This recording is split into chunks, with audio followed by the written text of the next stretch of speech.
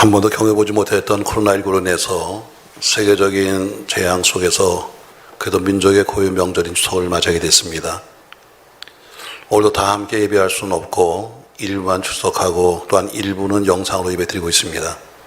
저희가 정부에서는 자리 300개를 기준으로 해서 300명 이상 앉는 교회는 50명, 그러니까 자리가 1000석인 교회도 50명, 2000석도 50명, 그래서 300석 이상은 50명만, 그리고 300석 이하는 20명만 이렇게 예배가 허락되어서 저희가 지금 중층까지 해서 50개 자리, 그래서 또 1층에다가 지금 좀 자리를 마련해서 예배를 드리고 있습니다.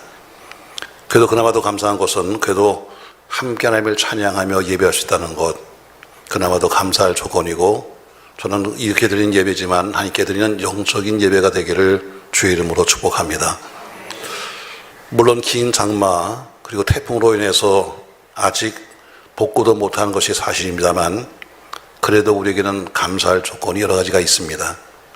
특별히 가장 큰 감사의 조건이 있다면 예수님은 여러분과 저의 구원해 주시라는 것이죠. 그것도 감사한데, 구원받은 것도 감사한데 하나님께서 우리에게 더 많은 것을 주시기를 원하고 계십니다. 잘 아는 말씀 요한 3서 1장 2절에 보면은 이런 말씀이 있죠.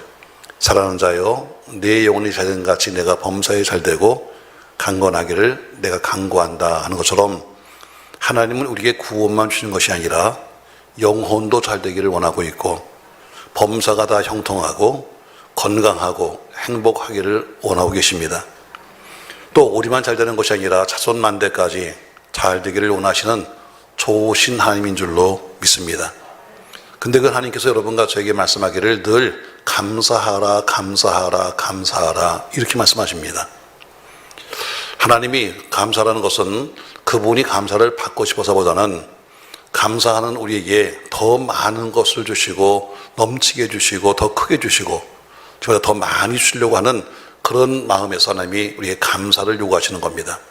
그러므로 감사는 우리 하나님께 더 사랑받고 은혜받고 복받는 비결인 줄로 믿습니다. 감사는 하나님께서 가장 원하시는 것입니다. 또 구원받은 성도라면 마땅히 해야 할 감사죠. 왜? 마귀의 종이었던 여러분과 제가 하나님의 자녀가 되었다는 것, 죽어도 천국을 간다는 것, 갖가지 영육간의 모든 삶의 병을 고침받고 다 이것이 하나님의 은혜인 줄로 믿습니다. 그 하나님의 사랑과 예수님의 은혜와 성령의 도우심으로 하나님의 아들을 믿게 된 것이야말로 은혜요 축복입니다. 그러므로 감사는 구원받은 성도가 해야 될, 마땅히 해야 될 일인 줄로 믿습니다. 현실이 없다 보니까 무슨 감사할 일이 있겠습니까? 말하지만 찬송처럼 감사의 제목들을 우리가 만약에 적어본다면 하늘을 두루마리 삼고 바다를 먹물 삼아도 다 못 쓸 정도로 많습니다. 늘 말하지만 우리는 항상 잃어버린 것, 없는 것 때문에 우리는 불평하지만 보면은 남은 것이 더 많고 가진 것이 훨씬 더 많습니다. 여러분, 남은 것 때문에 감사하고 주신 것 때문에 감사할 수 있는 여러분과 제가 되기를 주의 이름으로 축복합니다. 추석은 명절 중에 가장 큰 명절입니다. 그래서 추석 명절을 가리켜서 한가위다 이렇게 말하기도 하고, 또 더도 말고 덜도 말고 한가위만 같아라 이런 말도 합니다. 그렇습니다. 추석이야말로 감사의 절기입니다. 하나님의 은혜에 감사하고 또 하나님의 은혜로 잘 익은 햅쌀이나 혹은 핵과일이나 이런 것들을 추수하고 또 그것들로 서로 나누어서 만들어 먹고 하는 이런 추석은 분명히 감사의 절기죠. 그래서 저는 추석을 앞두고 추석은 감사의 절기입니다 이런 제목으로 함께 말씀을 나누려고 합니다. 추석은 다른 거 아닙니다. 추석은 감사하는 절기입니다. 그럼 우리가 어디에 감사할 것인가? 오늘 저는 4가지로 감사할 곳을 찾겠습니다. 첫 번째는 어쨌든 감사는 창조주 하나님께 해야 합니다. 우리가 살아가는 이 모든 자연을 바라보면은 하나님의 은혜를 너무나 쉽게 볼 수 있습니다. 우리가 굳이 예수를 믿고 구원받지 않은 삶이라 할지라도, 예수를 믿지 아니하고 그리고 전혀 성경을 보는 삶이라 할지라도 스스로 교만하지만 않다면 이 자연의 모든 섭리 속에서 하나님의 살아계신 것을 우리가 알 수 있습니다. 하나님의 은혜가 얼마나 큰지 알 수 있죠. 왜냐하면 하나님이 이 모든 세계를 지으셨습니다. 또 하나님이 지으신 것만 아니라 돌보시고 지금도 다스리고 계십니다. 그렇기 때문에 자연의 삼라만상은 항상 정확하게 올라 돌아오고 있습니다. 분명히 겨울이 가면 봄이 올 것이고, 봄이 가면 여름이 오고, 여름이 가면 가을이 오고, 또 하나님은 때를 따라서 우리에게 비를 주셨습니다. 때로는 맑은 하늘을 주셨고 좋은 햇볕을 주셨습니다. 그래서 많은 것을 수확할 수 있도록 해주셨습니다. 성경에 보면 이런 자연만 아니라 예수님도 우리에게 감사의 생활을 예수님도 여러 번 강조했습니다. 요한복음 6장 5절 이하에 보면은 우리가 잘 아는 오병이어의 기적이 나옵니다. 우리 늘 오병이어 생각하지만 그러나 오병이어의 기적을 자세히 보면은 오병이어의 기적의 핵심은 뭐냐면 감사였습니다. 자, 오병이어 물고기 2마리, 보리떡 5개, 그것을 가지고 남자만 5,000명, 여자까지 하면 수만 명을 먹인 사건이 기록되어 있습니다. 예수님이 베세다 광야에서 이른 아침부터 천국 복음을 증거했습니다. 많은 무리가 와서 그 말씀을 들었습니다. 그리고 천국이 무엇인가를 알게 되었습니다. 문제가 해결되었고 질병이 치유받았습니다. 근데 이제 저녁이 되어서 돌아가야 될 텐데 이미 날은 저물었고 허기졌습니다. 근데 먹여야 될 사람 보니까 자그마치 남자가 5,000명, 여자까지 하면 약 수만 명의 사람들이 모두가 배고픈 겁니다. 이때 예수님 손에 들려진 것이라고는 고작 물고기 2마리, 보리떡 5개, 어린 소년이 먹어야 될 한 끼 양식밖에 되지 않는 겁니다. 이런 상황 속에서, 다시 말해 모든 게 다 부족하고 모든 게 없는 그런 상황 속에서 우리 주님이 주신 교훈이 뭔가? 그것은 보리떡을 가지고 기적을 베푸는 것이 아니었습니다. 바로 그분이 주신 것은 뭐냐면 감사를 우리에게 가르치셨습니다. 감사. 자, 먹어야 할 사람은 수만 명이고 가진 것이라고는 어린아이 손이 먹어야 될 어린아이 양식밖에 없는데 그 양식되는 그 작은 오병이어를 가지고 우리 주님이 손에 드시고 축사하셨다. 이게 핵심입니다. 여러분, 축사가 뭡니까? 감사입니다. 먹을 사람은 남자가 5,000명, 여자까지 수만 명인데 물고기 2마리와 보리떡 5개를 가지고 모든 것이 부족함에도 불구하고 그것을 가지고 우리 주님이 하나님께 감사했습니다. 그리고 떼어주기 시작하는데 이게 웬일입니까?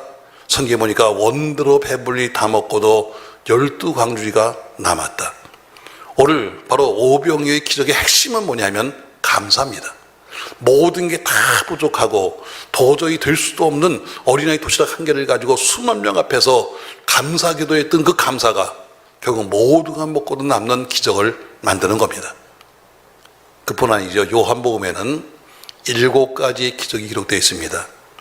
근데 그 중에 가장 큰 기적이 뭐냐면 죽은 지 나흘 되어서 몸이 썩어버린 나사로가 다시 살아나는 기적입니다.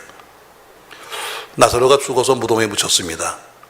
이미 죽은 지 나흘 되어서 성경에는 썩어서 냄새가 난다 이렇게 말씀하고 있습니다. 근데 예수님께서 마르다에게 오셔서 말씀하셨습니다. 마르다야, 저 시체를 집어넣은 굴을 가로막고 있는 돌을 좀 네가 굴려라 이렇게 말씀했습니다. 마르다가 도저히 저 돌은 내 힘으로 굴릴 수 없음에도 불구하고 우리 주님 말씀하시니 가서 그 돌을 굴렸을 때 그 돌이 굴러갑니다. 그런데 예수님께서 이렇게 말씀하십니다. 요한복음 11장 41절에 보니까 이렇게 말씀했어요. 돌을 옮겨 놓으니 예수께서 눈을 들어 우러러보시고 이르시되 아버지여 내 말을 들으신 것을 감사하나이다 이랬습니다. 아무것도 변한 게 없었습니다. 속에는 죽은 시체가 있었고 다만 무덤의 문만 열렸는데 우리 주님 뭐라고 하셨는가? 아버지여 내 말을 들으신 것을 감사합니다고 기도했습니다. 죽은 지 나흘 돼서 이미 썩어버린 나사로의 무덤에 가신 예수님, 돌을 옮긴 것을 보시고 하나님 앞에 감사했습니다. 감사하시고 나서 예수님은 무덤을 향해서 요한복음 11장 44절 말씀을 외쳤습니다. 나사로야 나오라. 그런데 어떻습니까 여러분? 죽은 나사로가 벌떡 일어났습니다. 그리고 수의를 입은 채로 수건을 동여맨 채로 걸어 나왔습니다. 어떻게 그런 기적이 있었을까? 바로 그 기적은 예수님이 하나님 아버지께 감사하셨을 때 일어난 기적입니다. 맞습니다, 여러분. 감사하시고 명령했더니 죽은 나사로가 썩은 자 가운데서 살아서 나오게 되었습니다. 사랑하는 성도 여러분, 감사해야 합니다. 할렐루야, 감사해야 됩니다. 오병이어 기적도 어때요? 아무것도 지금 될 수도 없는 겁니다. 작은 떡덩이 몇 개 가지고 그 많은 사람에서 감사했다. 근데 감사는 기적을 만들어요. 오늘 나사로의 죽은 시체 앞에서 감사했던 예수님, 감사는 죽음을 이기게 만들었어요. 또 예수님이 진정한 감사의 마음을, 이 구원을 받게 된다는 것을 10명의 문둥병 환자를 통해서 우리에게 말씀하셨습니다. 10명의 문둥병 환자가 있었습니다. 유대인 9명, 사마리아 사람 1명. 그들이 멀리서 예수님을 앞에 소리칩니다. 그 당시 이 문둥병은 전염병이기 때문에 남들 옆으로 갈 수가 없습니다. 멀리서 저 골짜기에서 지난 예수님께 소리쳤어요. 예수님, 우리 좀 고쳐주세요. 그러셨더니 예수님께서 그 말을 들으시고 와서 무슨 안수하고 안찰하고 무슨 연고 바른 것이 아니라 이렇게 말씀했습니다. 제사장에게 가서 보여줘라. 이렇게 말했습니다. 근데 그들이 제사장으로 가는 도중에 보니까 자기도 모르게 깨끗하게 치료받았습니다. 그때 유대인 나병 환자 9명은 치료받자마자 자기 집으로 돌아가고 산으로 나갔는데 이방인이었던 사마리아 사람 한 사람은 자기가 고침받은 모습을 보니까 너무 감격스러워서 가자, 예수님께로 가자, 하나님께로 가자, 가서 감사하자 하면서 그는 예수님께로 돌아왔습니다. 그 말씀이 누가복음 17장 15절 이하에 있습니다. 자, 여러분 다 같이 누가복음 17장 15절 같이 한번 읽겠습니다. 그 중에 한 사람이 자기가 나은 것을 보고 큰 소리로 하나님께 영광을 돌리며 돌아와 예수의 발 아래 엎드려 감사하니 그는 사마리아 사람이라. 예수께서 대답하여 이르시되 10사람이 다 깨끗함을 받지 아니하였느냐? 그 9은 어디 있느냐? 이 이방인 외에는 하나님께 영광을 돌리러 온 자가 없느냐 하시고 그에게 이르시되 일어나 가라. 네 믿음이 너를 구원하였느니라 하시니라. 아멘. 자, 유대인들 9명의 문둥병 환자는 문둥병만 치료받았습니다. 나병만 치료받았어요. 그리고 나서는 너무 좋아서 세상으로 가버리고 집으로 가버리고 돌아가고 말았습니다. 결국 그들은 육신의 질병은 고침받았지만 영혼은 구원을 받지 못했습니다. 그런데 돌아온 사마리아 사람, 감사한 사마리아 사람은 문둥병도 치료받았을 뿐 아니라 하나님께 영광을 돌리면서 감사했더니 영혼까지도 구원받은 사실을 믿으시기 바랍니다. 그러니까 하나님께 받은 은혜를 생각하면서 우리는 감사해야 합니다. 감사는 은혜 받은 자가 마땅히 취해야 될 태도인 것입니다. 또 감사는 은혜 받은 자가 보답하는 행위요, 감사는 구원받은 자가 드리는 예배인 것입니다. 오늘 본문의 말씀이죠. 시편 50편 23절에 보니까 이렇게 말씀했죠. 감사로 뭘 드린다? 제사를 드린다고 했습니다. 구약에서는 제사입니다. 그러나 이것이 신약에서는 예배입니다. 감사로 예배를 드리면 하나님께서 영광을 받으신다고 하는 이야기입니다. 여러분과 제가 드려지는 이 예배가 감사의 예배가 되어야 합니다. 또 감사로 예배를 드리면 주께서 구원받는 역사를 일으키는데 그 눈으로 구원받은 것만 아니라 눈으로 보이는 구원까지도, 다시 말해 기적까지도 베푸시는 겁니다. 어떤 기적? 불가능을 가능케 하시고 없는 것을 있게 하시고 불치의 병을 치료해 주시고 그런 기적을 베푸신다는 것이죠. 저 여러분 그런 은혜, 그런 사랑 받으시기를 예수님의 이름으로 축원합니다. 또 감사는 응답받는 기도 속에 꼭 들어갑니다. 그래서 바울은 빌립보서 4장 6절에서 이렇게 말씀하고 있어요. 아무것도 염려하지 말고 다만 모든 일에 기도와 간구로 너희 구할 것을 감사함으로 하나님께 하리라. 무엇을 하리라? 감사함으로 하리라. 가서 예배당에 와서 그냥 씩씩거리면서 뭐 달라고 소리치고 그러지 말고 그것 이전에 먼저 뭐부터 해라? 감사로 드려라. 감사로 기도해라. 간구해라. 다시 말해 세상에 힘든 일이 있으면 네가 할 것은 기도해야 한다. 그런데 기도하는데 어떤 기도냐면 감사의 기도를 해라 얘기입니다. 사랑하는 성도 여러분, 오늘 첫 번째 우리는 창조주이신 하나님께 감사해야 합니다. 이만큼도 감사합니다. 아멘. 이만큼도 축복입니다. 할렐루야. 두 번째 감사할 것이 있습니다. 바로 그것은 부모님과 조상님께 감사해야 합니다. 우리를 낳아주시고 길러주시고 또 수고하신 부모님께 감사하는 것은 두말할 필요가 없는 거죠. 그럼 우리의 부모는 어떻게 존재하십니까? 바로 조상을 통해서 존재하는 겁니다. 결국 그분들이 계심으로 인해서 육신을 입고 태어났고 또 부모가 계심으로 우리 또한 여기에 존재하는 겁니다. 맞습니다, 여러분. 그 부모들의 손길과 희생과 피와 눈물과 땀이 없었다면 우리 이 세상에 태어날 수도 없을 거예요. 우리 민족이 5천년 역사를 말합니다만 그러나 5천년의 역사도 부모와 조상이 있기 때문에 가능한 겁니다. 그러니까 우리가 부모님께 감사하는 것은 아름다운 예절이요 성경적인 가르침입니다. 성경은 여러분과 저에게 이렇게 말씀하고 있죠. 에베소서 6장 1절로 3절에 보니까 같이 한번 읽겠습니다. 자녀들아 주 안에서 너희 부모에게 순종하라. 이것이 옳으니라. 네 아버지와 어머니를 공경하라. 이것이 약속이 있는 첫 계명이니 이로써 내가 잘되고 땅에서 장수하리라. 아멘. 낳으신 은혜, 기르신 은혜, 돌보신 은혜를 생각해야 합니다. 우리가 성장해서 우리가 자녀를 낳으면 그때 가서 부모의 은혜를 기억하기도 합니다. 맞습니다, 여러분. 가끔 가다 교회에서도 구역장이 처음 되고 나면 저한테 하는 얘기가 목사님, 구역장이 돼 보니까 목사님 마음을 조금 이해할 것 같아요. 제 소리죠. 아직 멀었다. 어제 신방하는데 어떤 우리 집사님이 그래요. 임원이 되고 나니까 직원들이 속 썩이는 걸 보니까 목사님 마음을 조금 이해한다고 속으로 했어요. 아직 멀었다. 여러분, 그 입장이 돼보지 않으면 누구도 말할 수 없는 것처럼 우리가 부모의 입장이 되고 나니까 부모의 마음을 이해하는 겁니다. 맞습니다, 여러분. 어린아이들이 건강하게 자랄 때는 부모 마음을 잘 몰라요.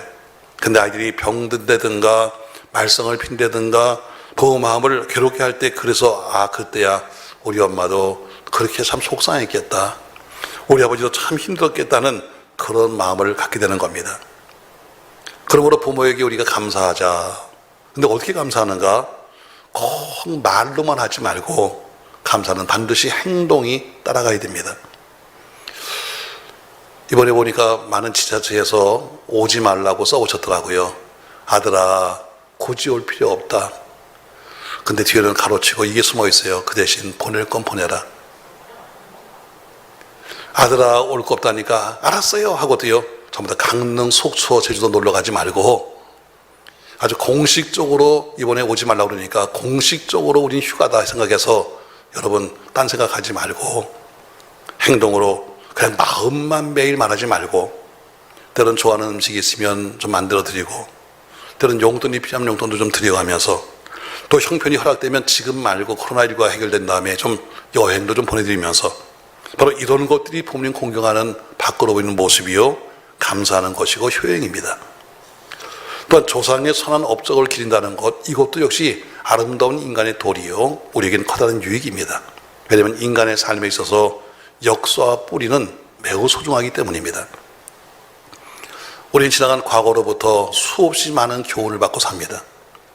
선조들의 옳은 행실, 정치인들의 잘 옳은 행실을 보면서 나라가 저렇게 돼야 되는 거구나. 그러나 못된 행실을 바라면서 저렇게 하면 나라가 망하잖아 하면서 우리 갈 길을 수정하는 겁니다. 이스라엘 백성들은 작은 나라입니다. 그런데 세계에서는 가장 영향력 있는 나라가 되고 말았습니다. 그 이유는 한 가지입니다. 그들은 조상과 역사를 잊어버리지 않는 겁니다. 조상의 가르침을 그들은 기억하는 겁니다. 그들의 뿌리와 핵심이 되는 교훈을 그들은 언제나 존중했습니다. 그 핵심인 뿌리와 그리고 교훈이 뭐냐? 신명기 6장 1절부터 3절입니다. 이게 이스라엘의 존재하는 이유입니다. 다 같이 신명기 6장 1절 같이 읽겠습니다. 이는 곧 너희 하나님 여호와께서 너희에게 가르치라고 명하신 명령과 규례와 법도라. 너희가 건너가서 차지할 땅에서 행할 것이니 곧 너와 곧 내 아들과 네 손자들이 평생에 대한 하나님 여호와를 경외하며 내가 너에게 명한 그 모든 규례와 명령을 지키게 하기 위한 것이며 또 내 나라를 장구하게 하기 위한 것이라. 이스라엘아, 듣고 삼가 그것을 행하라.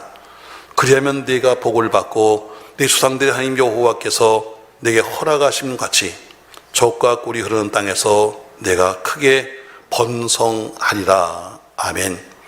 이 말씀 하나님이 모세에게 주신 말씀입니다. 모세야, 넌 이걸 이스라엘 백성들에게 선포해라. 그리고 이스라엘 백성들은 그 말씀을 명령으로 알고 그리고 지켰습니다. 수천 년 지난 지금도 이 말씀대로 살고 이 말씀대로 교육받고 이 말씀을 지키며 살아갑니다. 그렇기 때문에 불과 1,500만 밖에 안 되는 작은 민족이 세계에서 영향력 있는 민족으로 존재하는 것입니다. 사랑하는 성도 여러분, 이런 명절을 맞이해서 평산질 못해도 부모와 조상님께 감사하는 우리가 되기를 주의 이름으로 축복합니다. 세 번째로 감사할 곳이 있습니다. 바로 그것은 우리 함께 있는 가족입니다. 가족은 늘 그냥 내 옆에 있으니까 뭐 별거 아닌 것 같지만 그러나 정작 감사할 곳은 내 가족들입니다.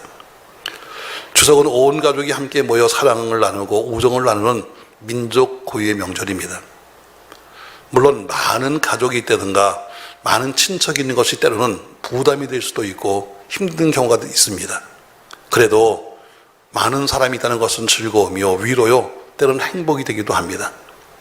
그리고 우리는 가까운 사이일수록 더욱 예절과 애정을 표시해야 합니다. 가까운 사이일수록, 가까운 친구일수록, 가까운 성도일수록, 가까운 사람일수록, 아직 가까운 남편과 아내일수록 애정과 예절을 지켜야 되는 거예요. 뭐 의뢰권이 있으니까 하면서 막 할 것이 아니라 오히려 가깝기 때문에 우리는 더 애정을 표시해야 되고 그리고 예절을 지켜야 되는 거예요. 또 서로 감사를 표시해야 되는 겁니다. 부부간도 마찬가지로 서로 감사해야 합니다. 남편은 아내를 사랑하며 귀히 여겨야 된다고 성경은 우리에게 이렇게 말씀하고 있습니다. 베드로전서 3장 7절에 보니까 남편들아, 이와 같이 지식을 따라 너희 아내와 동거하고 그를 더 연약한 그릇이요 또 생명의 은혜를 함께 이어받을 자로 알아 귀히 여기라. 이는 너희 기도가 막히지 아니하게 하려 함이라. 또는 그 아내를 더 연약한 그릇같이 여겨 지식을 따라 동거해와. 다시 말해 아내를 연약한 그릇, 깨지기 쉬운 그릇으로 여기면서 내가 그들을 아껴라, 이렇게 말합니다. 또한 아내는 남편과 더불어 한 마음과 한 뜻이 되어서 사랑된 것을 성경은 말하고 있습니다. 여러분, 우리가 늘 옆에 있을 때는 그냥 이렇게 부르잖아요. 왼수라고. 왼수. 아유, 왼수. 여러분, 그러나 막상 그 사람이 옆에 없다고 생각한다면 여러분은 어떨까? 저는 여러분에게 여러 번 얘기했습니다만 우리가 벽지에 화장터에 가게 되면은 항상 시간이 좀 남아요. 화장을 하고 나서 그 다음에 들어가서부터 시간이 남아서 가면 서점이 2개가 있어요. 하나는 불신자들이 보는 책, 한자는 어쨌든 신앙 가진 사람이 보는 책들이 있는데 거기 보니까 우연히 보게 된 책에 이렇게 써 있어요. 그 사람은 항상 내 옆에 있는 줄 알았습니다. 그런데 오늘 보니까 그 사람이 보이지 않습니다. 이 기가 막힌 거 여러분. 그냥 의뢰껏 그 남자, 의뢰껏 그 여자는 항상 그냥 눈만 뜨면 내 옆에 있는 줄 알았는데 오늘 보니까 그 사람이 보이지 않습니다 하는 그런 누가 그 편지에, 그 죽은 사람한테 쓴 편지에 서두에 있었더라고요. 맞아요. 있을 때 감사하고 있을 때 돌봐주고 있을 때 우리가 어때요? 서로 감사를 표시해야 됩니다. 전 여러분이 당부하고 싶습니다. 여러분, 그 왼수가 하면 여러분 오늘 집에 가서 한번 큰 백전장을 꺼내놓고 남편과 서로, 아내와 서로 한번 펜을 붙잡고 서로가 서로에게 주는 유익을 한번 적어보세요. 아마 적다 보면 수도 없이 많은 유익이 있다는 것을 알게 될 거예요. 혼자보단 둘이 낫다. 남편이 있고 아내가 있다는 것이 이게 행복이다. 여러분, 그러나 또 불의한 여러 가지 일 때문에 먼저 보내신 분도 계시겠습니다만 어쨌든 내게는 가족이 있다는 것, 또 부모와 자식 간에도 서로 가족이라는 것, 그리고 그 가족에 있다는 것에 대해서 우리는 감사하라는 이야기입니다. 사랑하는 성도 여러분, 자녀는 부모에 속해 있는 물건이 아닙니다. 부모는 자녀의 인격을 존중해주고 그때 잘한 점을 칭찬도 해야 합니다. 그래서 에베소 6장 4절 말씀에 이렇게 말해요. 또 아비들아, 너희 자녀를 노엽게 하지 말고 오직 주의 교훈과 훈계로 양육하라 이렇게 말합니다. 또 자녀는 부모에게 늘 보훈하는 마음으로 감사하며 어떻게 하면 부모님을 평안케 해드릴까, 어떻게 하면 부모님 마음에 근심을 덜어드릴까 하는 그런 마음으로 살아야 합니다. 또 형제 자매도 다 똑같이 가족이죠. 사실 형제 자매도 서로 감사해야 됩니다. 사실 혼자 있다는 것 무척 편할 수도 있습니다. 아무도 없다는 건 좋을 수도 있어요. 그러나 때로는 외로울 때도 더 많아요. 형제자매가 있다는 것은 그 자체만으로 감사한 거예요. 때로는 그들이 서로가 피차에 도움이 되기도 하고 위로가 되기도 하고 인생의 상담자가 될 수도 있는 겁니다. 전 여러분 이번 명절을 맞이해서 서로 우리 가까운 가족 간에도 감사가 있기를 주의 이름으로 축복합니다. 마지막으로 또 한 가지 감사의 할 곳을 찾는다면 우리 이웃에게 감사해야 합니다. 세상에서 기쁨과 슬픔을 함께 나눌 수 있는 이웃이 있다는 것은 참으로 감사할 조건입니다. 그런데 그 이웃이 이왕이면 서로 믿음을 이야기할 수 있는 이웃이면 더 감사하겠고, 하나님 나라를 서로가 함께 세워갈 수 있다면 더 좋은 이웃이 될 수 있을 겁니다. 농사를 질 때도 서로 품앗이 한다고 그럽니다. 우리가 기도할 때도 서로가 품앗이 하듯이 기도하면 얼마나 좋을까. 같은 지역에 우리가 살고 있고 또 같은 교회 속에 우리가 있다는 것, 같은 교육자, 같은 동력자라는 것, 또 직장에서 같은 동료라는 것만 해도 감사할 조건입니다. 사랑하는 성도 여러분, 전 여러분 이웃에게 감사하셔요. 자, 우리 여러분 창조주 하나님께 감사하자, 부모님께 감사하자, 혹은 형제에게, 가족에게 감사하자, 또 이웃에게 감사하자 했더니 이 모든 것을 털어 말한다면 바울은 이렇게 편지를 쓰고 있습니다. 범사에 감사하라. 이것이 그리스도 예수 안에서 너희를 향하신 하나님의 뜻이니라. 아멘. 범사에 감사하라. 모든 것이 다 감사할 대상이고 감사할 이유다. 맞습니다, 여러분. 우리 주변에는 어려운 이웃들도 상당히 많이 있습니다. 그러나 이런 어려운 이웃들을 우리가 도와주는 것은 결코 우리는 거둬주는 것이 아닙니다. 사도행전 20장 35절 말씀 보니까 이렇게 말합니다. 범사에 여러분에게 모범을 보여준 바와 같이 수고하여 약한 사람들을 돕고 또 주 예수께서 친히 말씀하신 바 주는 것이 받는 것보다 복이 있다 하심을 기억해야 할지니라. 주님이 말씀하시기를 주는 것이 받는 것보다 복이 있다.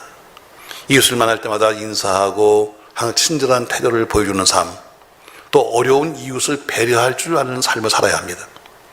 나의 도움을 필요한 상대가 있다면 왜 하필이면 나냐고 불평할 것이 아니라 우리는 감사해야 합니다. 왜? 잠언서 19장 17절 말씀에 이렇게 말씀합니다. 가난한 자를 불쌍히 여기는 것은 여호와께 꾸어드리는 것이니 그의 선행을 그에게 갚아주시리라. 우리가 어려운 이웃에게 구제하고 어려운 이웃에게 선교하고 어려운 이웃에게 나누고 쓰는 것은 하나님께 꾸어주는 거다. 그분이 꾸어갔는데 그냥 있겠는가? 반드시 그의 선행을 갚아준다 했습니다. 그러니까 나보다 힘들고 어려운 사람, 이럴 때일수록 한 번씩 돌아보는 것도 복입니다. 그러므로 하나님이 가장 기뻐하시는 것이 뭐냐? 감사합니다. 왜 감사를 원하시고 왜 감사를 우리에게 하라고 명령하셨습니까? 그 이유는 한 가지입니다. 우리에게 더 많은 축복을 주시기 위해서 감사하는 것입니다. 이번 명절은 하나님께 감사하고 부모와 조상에게 감사하고 가족끼리도 감사하고 이웃간에도 감사하는 감사가 되기를 주의 이름으로 축복합니다. 여기까지 했더니 어떤 분이 그러는 거예요. 목사님, 감사가 됩니까? 그 인간이 나한테 한 짓이 있는데 감사가 됩니까? 그래서 내가 하나 더 마지막으로 준비했어요. 그래, 감사가 안 돼. 우리 인간의 힘으로 하고 싶어도 감사가 안 돼. 그 인간이 미워서. 그런데 성경이 이렇게 말씀하고 있어요. 스가랴서 4장 6절에 보니까 이는 힘으로 되지 아니하고 능력으로 되지 아니하고 오직 나의 영으로 된다. 내 힘으로는 감사가 안 돼. 내 힘으로는 미워 죽겠어. 내 힘으로는 싫어. 그러나 어째요? 성령은 할 수 있다. 아멘. 예수 믿고 구원을 확신한다면 기도하여 성령 충만을 받고, 그러니까 우리가 뭐 돼요? 이번에 무슨 뭐 고향으로 간다, 누구를 만나러 간다, 이것보다 먼저 할 것이 뭐냐면 기도해요. 내가 먼저 성령이 충만해야 그 누구도 용납할 수 있고 그 누구도 내가 이해할 수 있으니까. 근데 어때요? 가서 그게 없으면 가서 쌈박질만 하고 돌아와서 또 대빨 시험이 들었다고 이제 나타날 거예요. 여러분, 우리가 다시 말해요. 힘으로 안 돼. 이건 능력으로 되는 게 아니야. 오직 하나님의 영으로 가능해.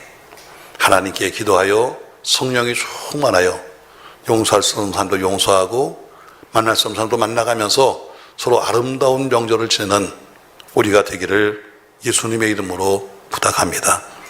저는 이번 명절을 우리가 앞두고 저는 제목을 이렇게 잡았습니다. 추석은 감사의 절기입니다. 있습니다. 감사는 하나님이 우리에게 명하신 것이요 요구하시는 것인데 이유는 아까 말한 것처럼 당연합니다. 하나님이 나에게 더 많은 축복을 주기 위해서입니다. 그럼 누구한테 감사합니까? 하나님께 감사해야 합니다. 두 번째, 누구한테 감사합니까? 내가 존재하게 만드신 내 부모와 또 우리 조상들에게 감사해야 합니다. 세 번째, 내 가족, 내 형제, 내 자매, 내 가족에게 감사해야 합니다. 마지막으로 내 이웃에게 감사해야 합니다. 저 여러분, 이번 명절은 감사가 넘쳐서 하나님이 여러분과 저에게 더 많은 것으로 갚으시는 그런 은혜가 있기를 예수님의 이름으로 축원합니다.